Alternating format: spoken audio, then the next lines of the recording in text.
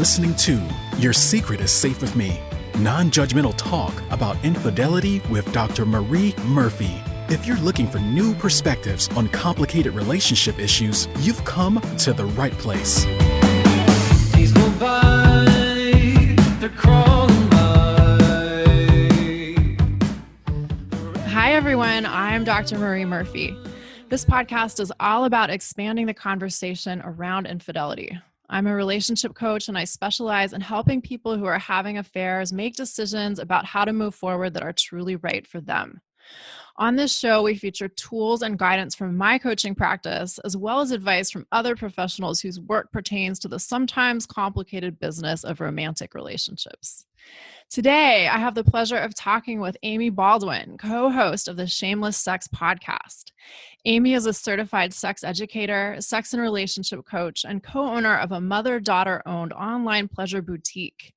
Amy has a passion for promoting shame-free, pleasure-focused sexuality education while emphasizing the deep emotional and energetic forces behind great sex and intimate connection. To learn more about Amy and her work, visit shamelesssex.com. This episode is brought to you by Marie Murphy, PhD Relationship Coaching. That's me. I provide shame-free, blame-free, non-judgmental relationship coaching. You can talk to me about the things that seem too messy or weird or stigmatized to share with your best friend or your spouse or even your therapist, including but not limited to matters related to infidelity. To learn more about my work, go to mariemurphyphd.com. All right, Amy, it's great to have you here. Thanks for joining me today. Thanks for inviting me on your show, Marie. Always fun to go on fellow podcasters' shows. Yeah. Awesome. So, there's so much overlap between what you do and what I do, and the emphasis around taking the shame out of things related to sexuality and relationships is obviously a shared theme here. And I know I've seen so many different manifestations and consequences of shame around sex and sexuality. And I'm sure you have too. Mm-hmm. And what I think is especially interesting is that even as we as a society have become more quote unquote open about sex and sexuality in the recent decades, there's still plenty of shame out there around sex. Mm-hmm. And I'd love for you to talk about the ways in which you see this coming up in the folks that you work with and also in your podcast audience as a whole.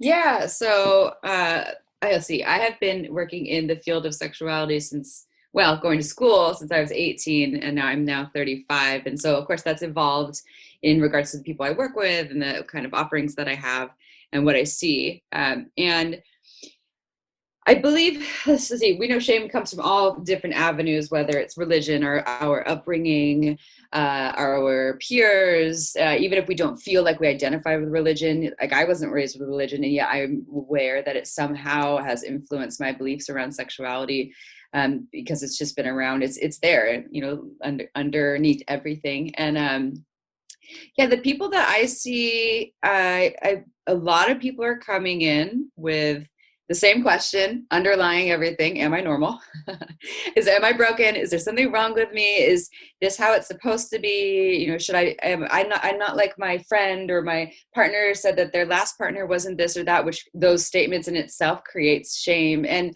the interesting thing about shame is it's so easy for us to feel shame, and one person's experience of shame was very different from the next person's, right? So if someone's naked and their partner looks at them and says, well, your thighs look a lot bigger than they did last week. For one person, they might be like, screw you, yeah, I know my thighs are great. I love my big thighs. Yeah. And the next person might be like, oh my God, I'm never getting naked in front of you. And I can't tell my friends about this because then they'll hate you and they'll think that I'm fat. And, so the thing about shame is that it's like a love-hate relationship, right?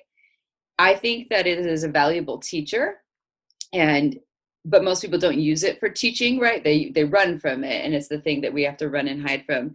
And that's limiting because then we put on these big shells and we're like armor, and we can't live as our fullest, most alive selves, whether it's sexual selves or not. Yeah. But when we use it as a teacher, okay, well, why do I feel the shame? How do I move through it? What are my tools?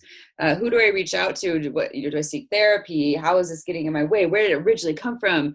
And then working with it, then we feel that freeing experience that can help us step into our fullest expression of ourselves. And some people have been wearing that armor since they were born. Yep. And they didn't know. So I guess my long-winded answer to your question of how I've seen it change, it seems pretty consistent in terms of how people coming in with various layers of it, and then they'll do the work, and then I don't see them for 6 months. They come back, I have new shame, because life keeps throwing it at us over and over again. Yeah. Yeah. No, as you were talking, I was thinking of something that it might be helpful to articulate here. And that's that, there are so many different types of quote unquote hangups or reasons to feel shame that people experience, whether it has to do with body image and what your body's supposed to look like or smell like or taste like, or, how you're supposed to function or perform. And I'm using air quotes here as I say these things because we have such strange ideas about what it means to quote unquote perform or function sexually.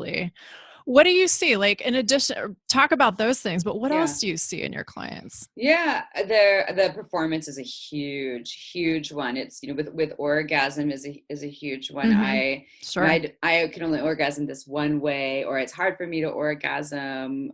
And, talk about performance with erectile issues, ejaculatory control issues, shame about desire. I have low libido. My partner has higher libido. What's wrong with me? Or vice versa. I have really high libido. I must be too much.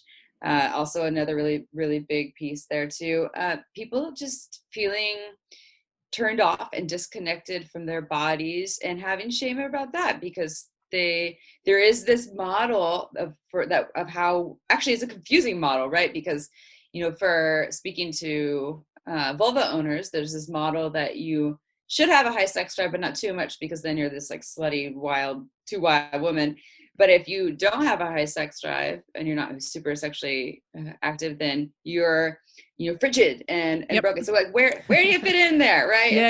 Until you make your own rules. And same for penis owners. There's their own version of that as well. So performance though is so big for people, and especially living in what I like in the book Come As You Are, how Emily Nagoski talks about how we live in this penis-centric model for sexuality. Totally. That not only creates a lot of shame and confusion in performance, and like, I don't like having sex with my husband because the sex is like just quick, fast thrusting and fucking, if I can say fucking on this podcast. You can say fucking. Yeah. Right. So it's all about penetration, like vaginal penile penetration, basically. Yeah. So like, what's wrong with me? I don't orgasm that way. I don't orgasm from internal penetration. I'm broken. And but even that model of living in a penis-centric model for sexuality also affects penis owners though too, because they also have their own performance anxiety and limitations. They're not experiencing often, sometimes slow connected sex that can be really incredible. Right. And it's what is fascinating to me is that even though like our understandings collectively about what sex could include, and the availability of pornography these days is so different from what it was decades ago. Like, so many people still think sex by definition, and A, involves penetration, B, is probably penile vaginal penetration, and C, results in an orgasm for both parties, or multiple orgasms for parties. And if it doesn't go that way, you failed. Something's wrong. Someone's upset. Someone's feelings are hurt. Someone's not fulfilled. Right. It's just very, very linear. It's very get from point A to point B, and you miss all the in-between stuff when you're so set on the destination. And that puts such a big pressure on people, one, to perform, but also the receivers. That's a performance thing too, though, right? A lot of receivers become performers, to say the things and do the things, or that they think they're supposed to do to be sexy or to please their partner.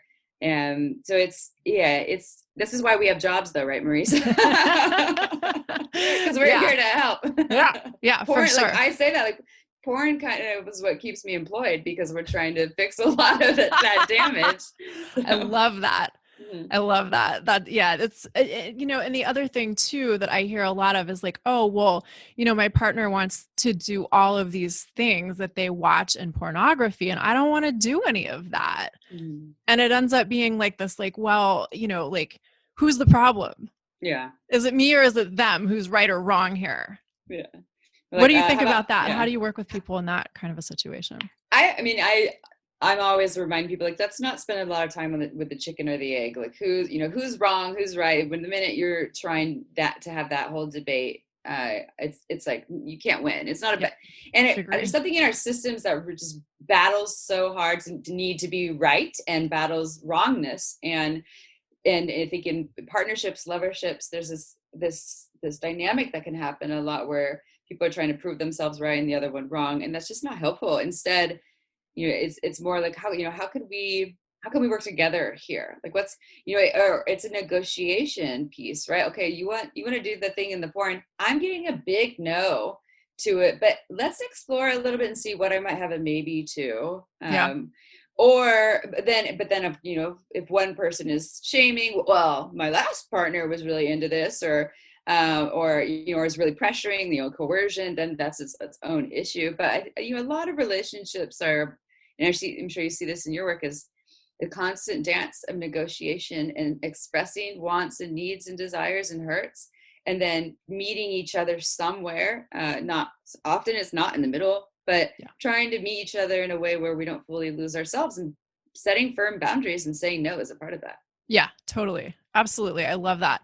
I think everyone is entitled to having like their no fly zone. Like, I just don't want to do that. Mhm. And if that's a deal breaker for you, then okay. But the better question and the bigger question and the richer question is always like, how can we find things that we enjoy together? Mhm. Yeah. How can we like address this without it being about right or wrong, as you said, and without like our own sort of like defensiveness and discomfort, making this an impossible field to negotiate? Yeah, and sometimes, some resentments need to be cleared, some repair needs to happen For sure. before you can do the negotiation piece. But it still doesn't have to be about right and wrong. It doesn't have to be about proving that. It's about moving forward, seeing each other, hearing each other, having compassion for each other, and then from that place, then now we can do the fun stuff, the negotiation, and see how we will play. Yeah, for sure.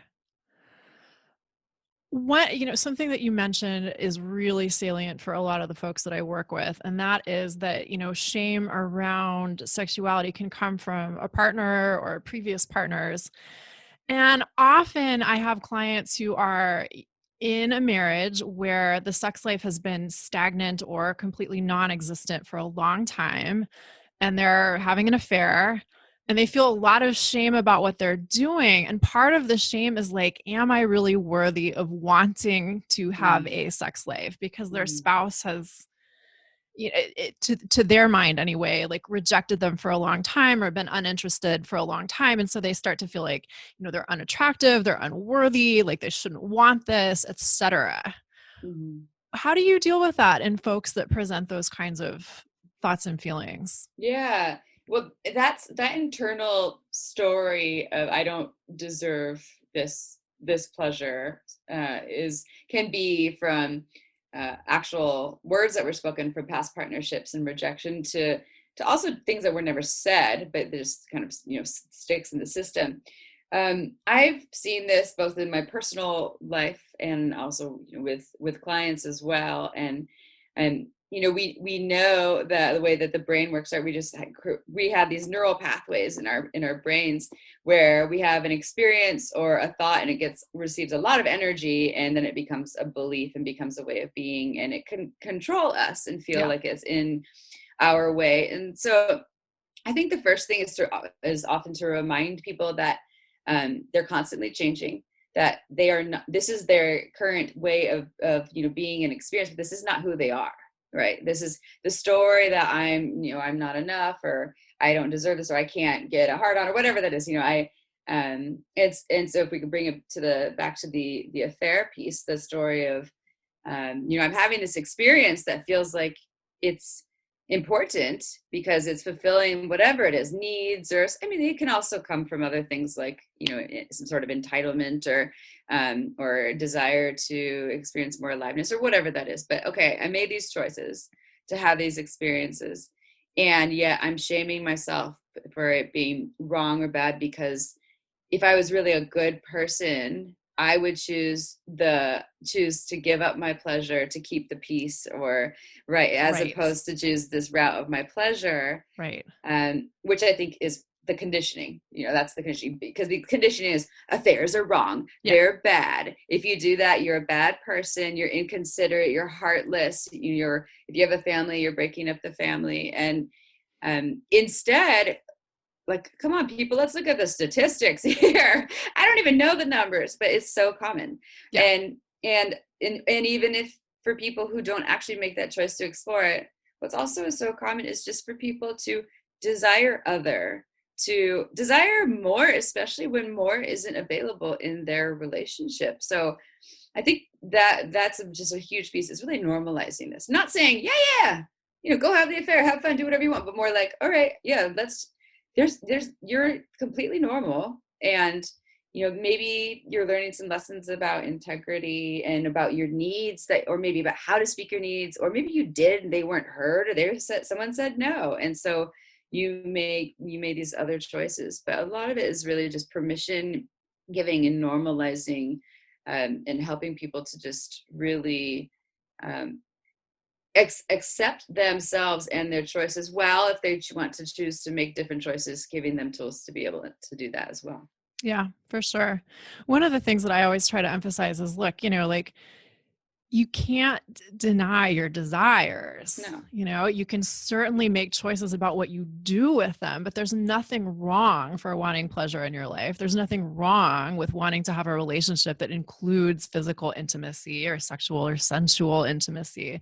Like, that doesn't mean you're a bad person. It may mean you need to rearrange your life in some significant ways, and that may be scary, but that's not the same thing as, like, wanting to have sex is bad, which often is what it turns into for people. Yeah. And this idea that, your desires will just go away if you brush it under the rug. Well, Totally. They might kind of feel like they go away, but you're just going to likely develop resentment, and it will come out in leaky energy in other ways. So it's some people just, sex isn't that important to them. So this might not be a thing, and they might be in a partnership with someone else where it's not that important to them. So this might not come up.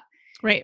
But for most folks, when we run from our needs and our desires, especially when it comes to sexuality, it doesn't mean we're going to get everything we want and need. It's not about that either. It's about not giving up on or running away from an important part of ourselves and advocating for it, in a way that's loving, hopefully. And, and sometimes I was just talking to a girlfriend about this the other day. Actually, she, her past 4 partners all lied and cheated on her. And she's like, I have some bad karma. This probably happened. This is some past life stuff, because she's never done the cheating. These are all this. And so she's like, what is going on? What is this theme here? I can't trust anyone. This is not safe. And I was like, well, okay, let's examine the people that this happened with. And when you look at the people, 2 of them, I'll say, could use a lot of therapy, have some major shame from childhood that they've never worked on. And therefore, I think make some kind of heartless choices, not heartless, but some choices that would probably have been different if they had done some work, but not everyone does. Okay, there's that. But these other 2 people, wonderful humans, who cheated, wonderful humans who loved her, but they, still cheated. And, I would have said to her, I was like, sometimes I think that people need to step out of integrity to learn what integrity is, or what their values are. It doesn't mean that they don't love you. It doesn't mean that everyone is that way. I have a feeling those people probably will do something differently now, but so I just want to kind of normalize that too, that experience of, it's unfortunate. Sometimes people get hurt when we are learning our lessons along the way. Yep. But the hope is that we can learn at least. And, that's what life is about, right? Growing. Yeah, it's so true. And I mean, One of my main teachings as a relationship coach, whether or not infidelity is involved, is like the people you care about are going to do things that you don't like sometimes. And It's unavoidable. yeah, Yeah. there Yeah. ain't no getting around Yeah. that. And you Yeah. don't have control over that. All you have control over is your story about their actions and what you make their actions mean about you. Yeah. And I completely agree. You know, I think one of the myths that I find more annoying about infidelity is that, like, you know, once you're a cheater, you're always a cheater and you're Oh never to be no. trusted again. Yeah. But that's just not the way it works. You know, for some people, it's, you know, it's a very particular experience. It's a very particular moment in time. It's a very particular thing you're working out for yourself in terms of what's right for you. And it's, you know, and unfortunately, people do feel hurt when their partner steps outside of the relationship or whatever. But that doesn't mean that the situation is inherently bad. Yeah. I think we're so, as a society or as a world, probably so set on putting things in little boxes and Yep. categories. And it's so all or nothing, black or white, instead of there's a whole in between area here on what the experiences could be. And yeah, there might be, getting away from the words, you know, wrong and bad. There might be some really hard, hurtful, unfortunate things like, why the fuck did it have to happen this way? Yeah. But also on the other side, should people learn from it, stay open to the learnings that are possible there, even though there was a lot of hurt, there's a lot of beauty there too that is possible, for not always, but often. Yeah, for sure. Absolutely. And I mean, that doesn't, you know, I think, how can I put this? I think sometimes people think that, like, okay, well, if it wasn't a bad thing, that means we have to figure out how to fix the relationship. And I don't think that's necessarily true. Yeah. It can just be part of both people's growth and evolution as humans. And it doesn't necessarily, like, the be all end all, like, positive outcome isn't necessarily that relationship survives and flourishes. Yeah, I agree. There's something that you said a minute back that I really liked, and that it had to do with, like, sort of all or nothing sexual entitlements in relationships. And I think that this is such a good topic because, you know, sometimes there's a situation of, like, total, like, sex desert in a relationship, or sensuality desert, like intimacy desert in a relationship. And it's just been, like, no meaningful connection for years on end. And then on the other hand, there are people that are like, well, I want to, like, you know, stick my whatever in all of their all of their orifices and their eyeballs too at every minute of every day. And God damn it, if they don't want to do that, then there's something wrong with them. And, like, this relationship, you know, sucks. And I'm going to stomp my feet about this and cheat if I want to. And also not really, like, take responsibility for what I'm bringing to this situation. So let's talk about that entitlement. The entitlement piece is interesting. I remember first hearing it from a lot of Esther Perel's work, because the belief about cheating used to be, oh, there's needs that aren't, well, the most common one, needs aren't being met, so people are seeking out these needs elsewhere, and that's pretty much it. But when you look at that, you're like, okay, were the needs spoken and they're not being met, or did they just never speak them and they started to go and do the thing?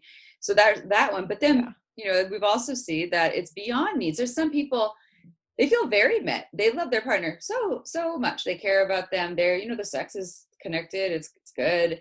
You know, they've been together for a number of years. They have this great partnership, and they still have this. Some people still go and cheat and have these affairs and things. And so to look at that is like, one thing I remember her saying was, she was talking the entitlement piece being, we now live in a day and age where we know we can have it all, right? Speaking at least Western culture or American culture, you know, with mass media and the ways that we can see all these things that we can have, you know, that the house and the, you know, the great sex and the passion and whereas back in the day we didn't have access to those images and messages, and we were just living on the farm, and all we saw was, you know, our parents, they probably got married more for a business arrangement to have some kids to work on the farm, this is a long time ago, people. I was not alive for this time, but no, the analogy is good. So less entitlement there, perhaps, not that it didn't exist, whereas now we're like, I'm in a great, what I have is great. I want it all. And Right. so I'm going to go out and have these experiences of this wonderful, hot thing. So I think entitlement can be, I think that's a little lighter version of entitlement versus kind of what you talked about it seems a little more shadowy. Like, I'm entitled to everything that I want here. And if you're not going to do it for me, I'm going to go get it somewhere else. Exactly. That still is taking into account, like, they're a person that feels entitled to that they have needs that aren't going to get met, but that all their needs need to get met here, otherwise there's something wrong. And that is not helpful, because our partners they won't be able to meet all of our needs. Right.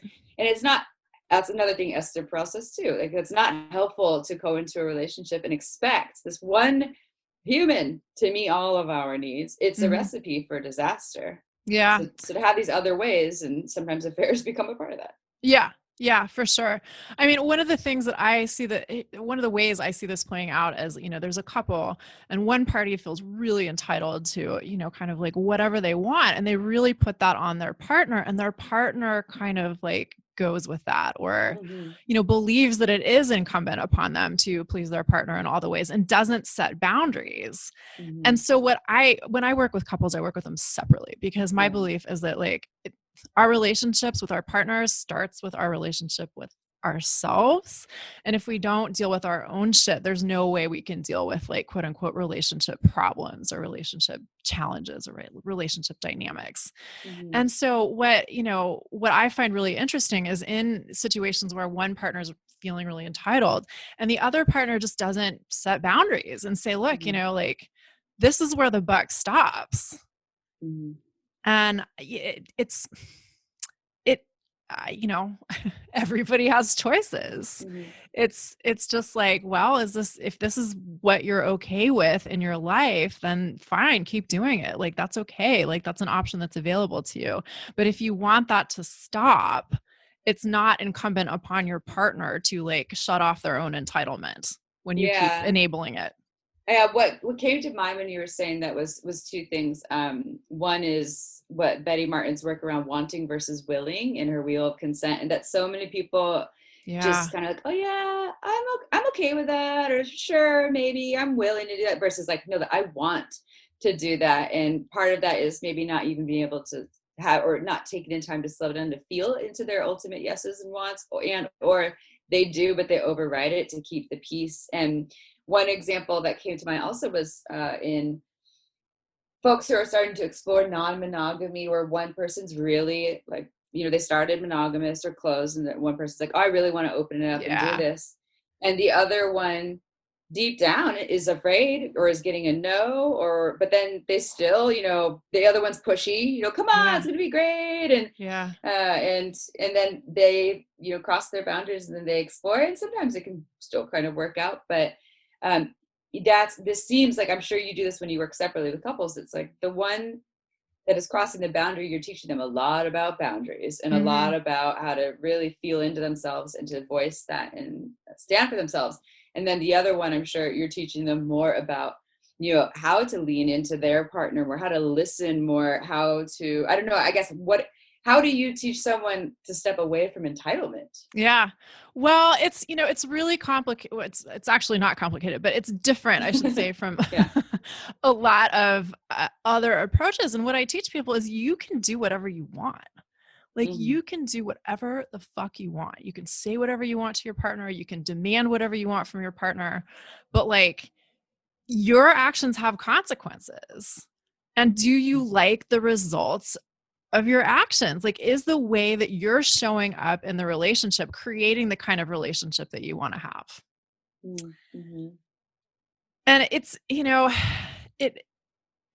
in some ways it sounds like kind of like anything goes, but what my belief is you can't force anybody into doing anything. You can show them the results or the outcomes of what they're contributing to a situation and help them evaluate whether they like those consequences or results or not. Yeah, and you can share your enthusiasm or your excitement, or, oh, I did this thing and here's, what I learned from it. Yeah. But you can't say, I did this thing, I learned a lot and you need to do this too. And, that's just a recipe for disaster with a whole bunch, pressure and shame and not enoughness, and all that I guess I like that what you said. It's like we can lead by example, or invite people into on our path by following our path ourselves. Doesn't mean that they're going to join in though. Right. Yep, Mhm. absolutely. And that's true with everything, and Mhm. with coaching or with counseling, but it's also true like between couples, like so much. Like you can make requests of your partner, you can tell them what's important to you, but that does not mean that they are going to care about those things in the same way that you do. And that's Mhm. not, then you get to decide, what do you want to do with that? Mhm. Yeah. Yeah. Um I completely lost my train of thought. I had a question that I was about to ask you and it just completely went out the window. I do that. Let's talk about all of the various myriad options there are out there for sexual pleasure these days. Mm. If someone is interested in finding more sexual pleasure in their lives, whether by themselves or with a partner or partners, how do you like set people on that path when there are so many options and sources of pleasure to be found? Mm. Yeah, I guess it depends on what they are looking for. Is it something that they want to explore just within themselves? So is this like a more pleasure within their solo practice? And within that, do they want to use sex toys? Do they want to develop more connected practice with their hands and with their bodies and with their eroticism? Or is it with their sexuality or their sensuality or both? I mean, there are so many options. It's endless. And I think things like this podcasts, and they're free, easy access to learning more about what is available, what is out there, and then from there we can pick and choose what it is that we want to try or to cultivate. And the same thing with partnerships and loverships too. What are some of the ways that we want to expand this, and we want to explore. The world is your oyster, is limitless. There's so much available out there. If there's people that want to, right now, I mean, you can do sex ed classes online to learn the tools that you want to, whether it's to enhance your own orgasmic experience or that of a lover or partner. Lingam massage and yoni massage, also known as pussy and cock. Whatever. All the words. Ejaculatory courses and things like that. But I think the big piece is teaching people not to, one, you don't have to like everything. It's not about that. Two, when you learn something or try something out, you don't have to love it again and do it again, right? We can explore endlessly all these different little things around sexuality and sensuality, and then make a list of what really works for us. What's a yes, what's a no? But sometimes we'll know ahead of time, just feeling into the thing, yeah, it's going to be a no. And sometimes we don't know until we get there. Yeah. But it's just, so many options. I mean, in the world of sex toys, the advancements in sex toys are just incredible with what's available here. I mean, that could be its own like 5 podcasts about how to, if you want to enhance your pleasure in the sex toy realm and to find the right sex toys and things like that, and then how to use them, it's a whole different thing. But we do live in a day and age where pleasure is so easily accessible. Yet so many people are blocked from it with their busy lives, I just get home from my exhausting job and just watch Netflix and have no connection or desire, or I don't have a partner, so I feel, or like I can't explore, or I feel like masturbation is shameful or bad, or it's so available, and yet I think as a society we still have a lot of work to do to cultivate that. Yeah, definitely. There's a few things I want to touch on within what you just said. And this is a funny story. And probably, I think it was my second year of grad school, which was 15 years ago or so. I was at an all women's gingerbread house making Christmas party. And it was great. It was great. Mm. And I can't remember how it came up, but somebody started talking about sex toys. And so there were kind of like two sides of the conversation, and one was like, you know, like really like nuanced commentary on like the best German vibrators and which plug-in options are better than battery operated, and like which are better to use like with a partner and which are better to use by yourself. And my mind was blown. I was like, damn, you guys are at a level of impressive sophistication that goes beyond my visits to good vibrations. Like this is amazing. And then the other like side of the conversation was like not a conversation. It was like shocked faces, jaws dropped, like along the lines of like, you have orgasms? Yeah. What? It was a beautiful moment. Yeah. It was amazing. Yeah. The other thing that I just wanted to make sure everyone who's listening is clear on is if they are not sure where to start in terms of exploring the options for sex toys, your business is probably a good starting place, no? Yeah, totally. And what's that? So our store that my mom and I have, so we had a retail store in Santa Cruz, California for 12 years. Thank goodness we sold it in October of 2019 before COVID. But we kept the online business. So Good Vibrations actually bought our business. So really? Now it's Good Vibrations. Yeah. Which is great because they were our original inspiration for opening. So it's full circle. But we kept purepleasureshop.com and some mother-daughter owned and more curated products. So we don't carry like nasty rubber jelly toxic things. What we offer to people is that you can literally just send us an email and say, hey, I'm looking for a sex toy. I want X, Y, and Z. Can you help me find the right one? And we'll email you back with some suggestions because it is hard to find. You can still go in sex positive pleasure shops if they're open right now. This is a weird time in this day and age, but if they are open, I recommend going into more of the sex positive ones, not like your adult emporium. Just because in the sex positive stores, they're usually more educators and knowledgeable and really be bold and ask questions so you find the right one. Or you can go to us at purepleasureshop.com and shoot us an email. I think at shop@purepleasureshop.com and we'll gladly help you. It'll probably be me helping you, but sometimes it's mom, but yeah, my mom is an amazing human. She's wonderful. We're going to talk about you and your mom's business and how you got there in just a second. But first, let's talk about the difference between like sex positive sex shops and other kinds of sex shops. Can you clarify that? I mean, in the Bay Area, at least, I think people are pretty familiar with Good Vibrations. At least a lot of people are, but beyond our little pocket of the world, how do you direct folks? Not everyone will have access to walking into a sex positive pleasure shop. So, you live in the middle of Iowa, you most likely don't have that, but or maybe you do. I don't know. Yeah, exactly. Popping up all the time. What do I know about Iowa? Yeah, I don't know about Iowa. Yeah, but so a sex positive store, number one. So sex negative would be, it has.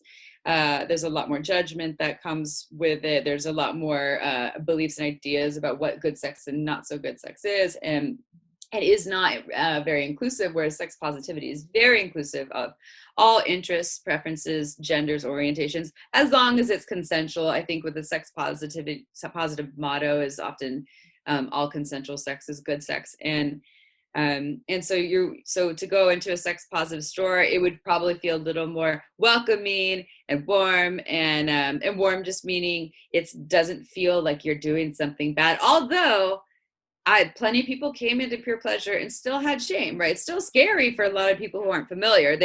And the way you can tell is when they walk in and they move very quickly to grab the thing and they go to the cash register, or they walk around and kind of, they're with their friends, they kind of joke and point at everything because it's uncomfortable.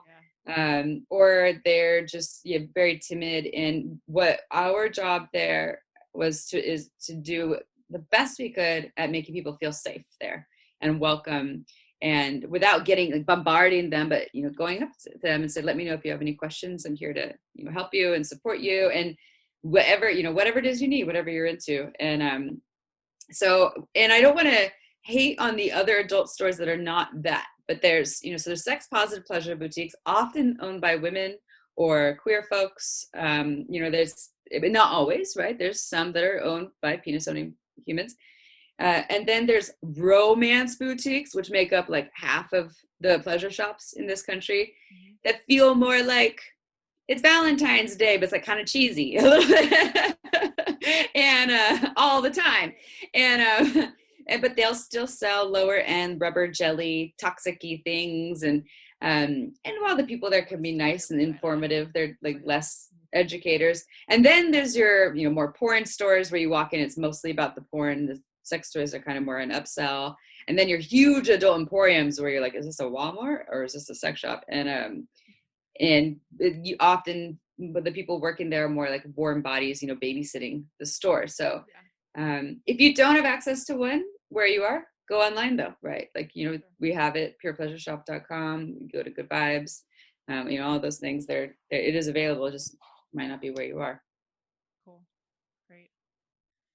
So I really want to hear about how you and your mom came to own a pleasure boutique together. My mother was a professional inspiration for me, but not so much as a positive role model. It was from my mother that I first learned just how much shame can be associated with sex. So it was inspirational, but not necessarily in a awesome kind of way. So I'd love to hear about how you and your mom came to collaborate in this manner. Yeah. So I grew up in Santa Cruz, first of all. So already very progressive, although I'm 5th generation Santa Cruzian.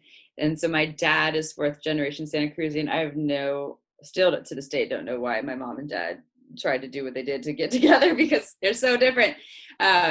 My dad is kind of one of those angry Republicans, like it's not what it used to be, so whereas my mom is very different. And but even with my dad's angry Republican stick in the mud mentality, sex wasn't shameful with him. He didn't talk to me about sex, but when I became sexually active when I was 15, my parents knew. My mom had come to me when I was 13, but before I was sexually active, and said if I wanted to start having sex, I can come to her. I can get on birth control. It's normal. It's safe. Yeah. And then when I started having sexual partners, they were allowed to be in my room with the door shut. There was no like, oh, not in my house. Yeah. And that's amazing. So they both had that attitude, but my mom was the safe ally that I could go to talk to. But the missing piece was we didn't talk about pleasure. So fascinating. Yeah. So we got the birth control. She gave me Our Bodies, Ourselves, or What's Happening to My Body book when I was 13. But I didn't get the pleasure education that I had to learn from trial and error, while I feel blessed that I wasn't taught that sex is bad or shameful, the message I would have loved is that I am, I'm mostly I sleep with men, sleep with penis owners. And I would have liked the message that my pleasure was equally as important as theirs, and more about what I can ask for, what I can receive. But instead I was product of society where I put their pleasure first, and so I had to learn a lot hard way about that. So but anyways, fast forward, that open relationship with my mom, where she's more like a parent and a friend, and sex wasn't shameful. When I went to school for psychology and human sexuality, we went on a field trip to Good Vibrations in San Francisco. And my mom was looking for a business investment at the time, and she wanted to do something that empowered women. And she had a little extra money from her parents passing. And anyways, she was like, I want to do a women's spa or something. And I was like, that is not going to do well. And I saw Good Vibrations, and I was like, we need one of these in Santa Cruz. We had sex shops, but they put the toys in the back room, so it's like closeting sex. Sure. And they weren't doing education. And so I called her, right in front of San Francisco State after seeing Good Vibrations. I said, Mom, this is what we should do. We should open a sex shop. And it will be sex positive. We won't even have lingerie. We'll do classes. It'll be community space. And she at first was like, me? A sex shop? And I was like, yeah. And then we just started to really talk about it. And 2 years later, we opened. That's amazing. And it's the best business part. I mean, I also am in business for Shameless Sex with April, who's one of my best friends. So I got my business partners are my mom and my best friend. And it's it's beautiful. I'm so blessed. That is amazing. Yeah. That is and awesome. also I'll just say, when we opened the store, the idea was that I would, because I'm the sex educator, I would be the one working the retail floor and she'd be more behind the scenes. Uh-huh. Very quickly, she just was a natural at talking to anyone and everyone about sex. So she ended up working on the retail floor more than me, and and it was great because we had this younger person. When we opened, I was like, what, 23 or 24? And then we had this person, I don't call her older, but she's older than me, who could speak more to, the 50, 60-year-old demographic, Yeah. which I think was also important to have. That's awesome. That stories like that just fill me with delight. Yeah. It's beautiful. Yeah. All right. As you know, this show is all about expanding the conversation around infidelity. So I'd love it if you could tell us about a time when you've been unfaithful to perhaps yourself or someone else or something. Yeah. Yes. So one thing I like to talk about is the good old justification system that we all have. And I've learned a lot of lessons about mine, and I still am. But when I was probably my second serious relationship, I had that experience of needs that were not getting met, specifically around emotional intelligence and intellectual intelligence, that I just wasn't feeling met in the partnership, and didn't realize it. I'm like 22 or 23. I don't get this. And I met someone in the sex toy industry who was so witty and intelligent, and we started this very flirtatious relationship where we hugged, it's like kind of like little long hugs in an elevator and things like that. But started this email love affair that went on for months, like 6 months. We're just sending each other long, long, long pages. And I'm getting so fulfilled. I mean, I remember reading that email with my partner at the time, and he's in the other room, and I'm reading these emails and feeling so alive from it. Like, oh my God, I'm feeling and it's so exciting because it's my first experience of stepping out of integrity from what we had agreed on. We were in a monogamous relationship, but also the justification system was like, well, we're not having sex, so it's not that bad and it's fine. Sure. But I just remember that aliveness. Like, I was a new person. I was reborn. Yeah. And how exciting that was. Yeah.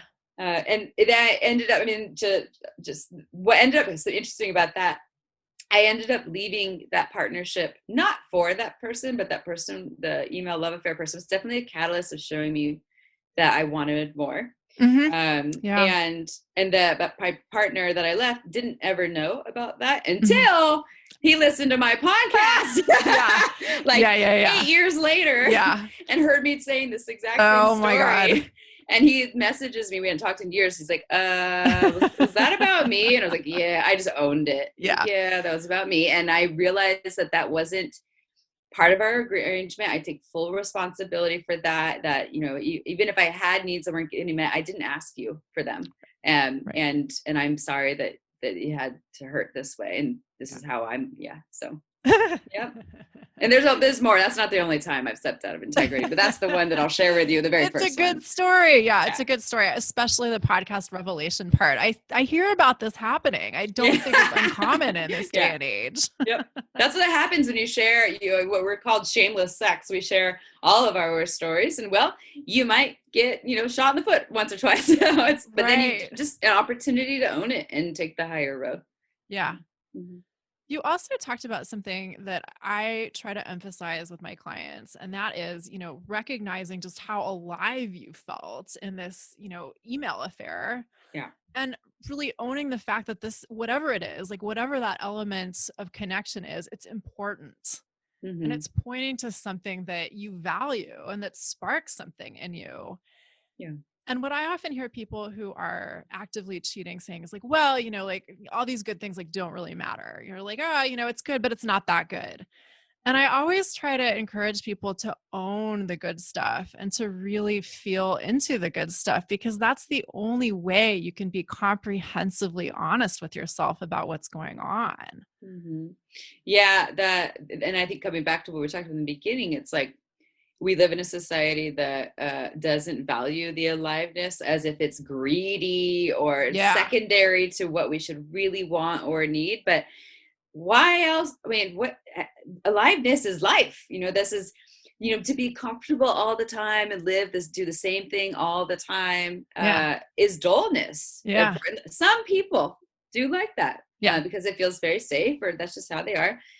But that aliveness, and it's not to say that you can't find aliveness in a monogamous relationship. I don't think we have to be into other people to feel alive, but some people do need to or want to. But it's a powerful energy, and it can just turbocharge your whole system in a very beautiful, healing way. So yeah, I speak to aliveness all the time, and it doesn't have to just happen with sex, right? We can have aliveness just by like shaking or dancing, or just having any sort of newness or embodiedness. But it's such powerful medicine. Yeah, agree. And just to your point about like, aliveness doesn't have to come from cheating. There are many ways of feeling more alive in your life. And that, that can be accomplished through shifting things up within your committed relationship. Or just dancing. Yeah. But I mean, I think, when folks are doing something that they think is quote unquote wrong, it's important to tune into what's good about it for you, because otherwise you can't figure out how you want to move forward in a way that really serves your long-term aliveness. Like, you want to shut out aliveness? Well, like, the results are pretty predictable when you choose to do that. Definitely. Yeah. I live what I like to call a very non-conventional life, and my life is very much committed to life. It's not to feel all the time, but it is something that I'm very dedicated to in cultivating as much as I can. It's sometimes 2 steps forward, 1 step back. But I like what you're saying about the the normalizing that and finding the good in the experiences, even if they're experiences that hurt you, hurt someone else. That society told you is wrong, that there almost always some sort of opportunity to see how this might have served you, even if it's the wrongness that society told me made it really hot, so I wanted to do it, right? Yeah. All right, let's talk about that. That's What else? What are some other ways we can explore taboo that's hot? To eroticize something in a way that we were told is bad. So. Definitely. Oh, Amy, it's been such a pleasure talking with you. Yeah, it's super fun. Can you remind everyone who's listening how they can find you and learn more about your work? The best way to find me is to go to shamelesssex.com, and that is our podcast that I offer with my co-host and best friend April, who also works in the sex toy industry. We've been doing it for over 3 years now, and you can find us on social media platforms, specifically Instagram, the Shameless Sex Podcast. I don't think the word "the" in, is it just Shameless Sex Podcast?